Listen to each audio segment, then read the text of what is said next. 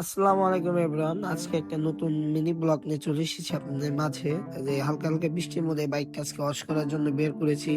আর গাড়ি তো অনেক কাদো ভরে আছে, তো এইগুলা কাদো ধোয়ার জন্য আগে আমাকে হালকা করে পানি মেরে দিতে হবে, যেন কাদোটা নরম হয়ে যায় আর আমার ধুইতেও সুবিধা হয়। তো সর্বপ্রথম আগে আমি ভালো করে গাড়িটাকে ভিজিয়ে নিই, যেন কোনো জায়গায় যেন শুকনা না থাকে, যেন কাদোটা ধুইতে আমার সুবিধা হয় আরো। মানে জলদি।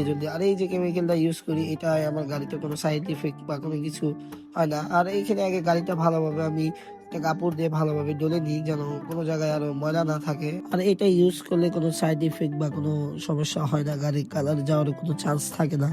তারপরে আমি গাড়িতে করে নিছি স্টিকার, আরো আমার গাড়িতে কোনো সমস্যাই হবে না। আর গাড়ি এখন কেমিক্যাল দিয়ে সব জায়গায় ধোয়া শেষ, তো এখন আমি আবার হালকা করে পানি মেরে দিচ্ছি। পানি মেরার পরে আপনাদেরকে ফাইনাল লুক দেখলে আপনারা অনেক মানে কি বলবেন যে গাড়ির কালার এত সুন্দর এসেছে। তো পানি মারতে থাকি অনেকক্ষণ পানি মারি, যেন কোনো জায়গায় আবার যেন ওই কেমিক্যালটা না থাকে। তো প্রথমে আগে হালকা করে পানি মারার পরে কেমিক্যালটা মারার পরে আবার ২-৩ বার করে পানি মারি। দেখতেই পাচ্ছেন যে গাড়ির কালারটা কত সুন্দর এসেছে। আর আমার গাড়িতে আর কিছু পার্টস পাতি লাগালে গাড়ির লুকস আরো সুন্দর দিবে। তো দেখতেই পাচ্ছেন যে গাড়ি প্রায় ধোয়া শেষের দিকে। তো আজকের এই ভিডিও এই পর্যন্ত। সবাই ভালো থাকবেন, সুস্থ থাকবেন। আল্লাহ হাফেজ, বাই বাই।